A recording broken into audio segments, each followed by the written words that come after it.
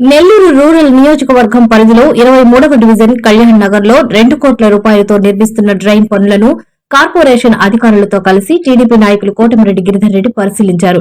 ప్రజా దర్బార్లో వచ్చిన సమస్య, స్థానిక ప్రజల కోరిక మేరకే ఈ డ్రైన్ నిర్మాణానికి శ్రీకారం చుట్టామని గిరిధర్ రెడ్డి తెలిపారు.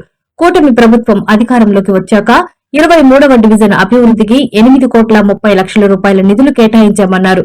ఈ కార్యక్రమంలో కార్పొరేటర్లు దుద్దుగుంట శ్రీనివాసులు రెడ్డి, మూలే విజయభాస్కర్ రెడ్డి, 23వ డివిజన్ తెలుగుదేశం పార్టీ అధ్యకులు మేకల మధు తదితరులు పాల్గొన్నారు.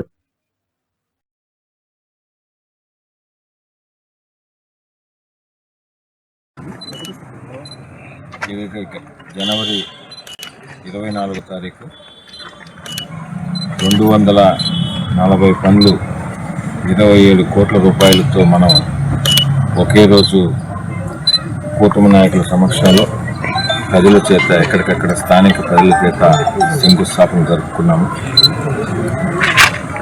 ఆ పనులన్నీ కూడా దాదాపుగా పూర్తవుతున్నాయి.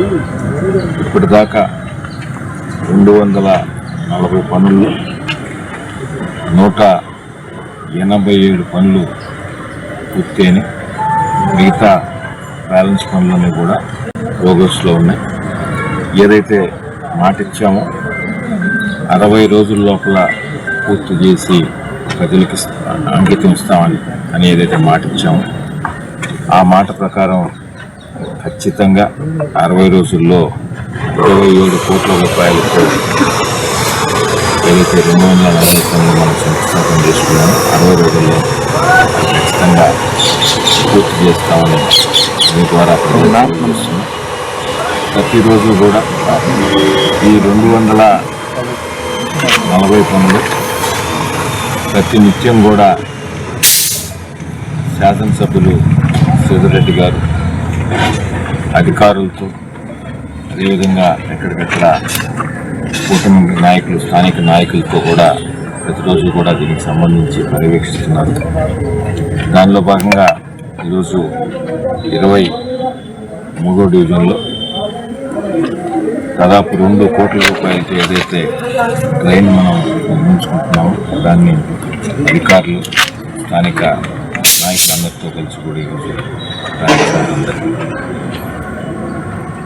ఈ డ్రైను ఈ ప్రాంతానికి సంబంధించి 23 కానీ 22 కానీ 21 కానీ ఏదైతే పైనుంచి గవర్నమెంట్ హాస్పిటల్ నుంచి పైనుంచి వచ్చే వాటర్ ఇవన్నీ కూడా భారీ వర్షాలు పడినప్పుడు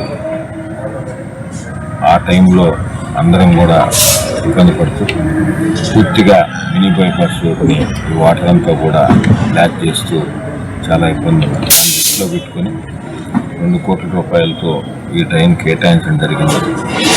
ఈ డ్రైన్కి అనుసంధానంగా మినీ బైపాస్లో NH వర్క్ ఏదైతే ఇస్తున్నారో దాంట్లో ఒక బాక్స్ కల్వర్ట్ కట్టాల్సి, ఆ బాక్స్ కల్వర్ట్ పూర్తయితే రోడ్డు మీదకి వాటర్ లేకుండా పూర్తిగా బాక్స్ కల్వర్ట్ ద్వారా ఈ డ్రైన్లో నుంచి చెరువులో కలిసేదానికి అవకాశం ఉంటుందని భావించి స్థానిక నాయకులు కానీ అదేవిధంగా స్థానిక ప్రజల కోరిక మేరకు శాసనసభ్యులు శ్రీధర్రెడ్డి గారు ఈ డ్రైన్ ప్రత్యేకంగా నిర్వహించడం జరిగింది.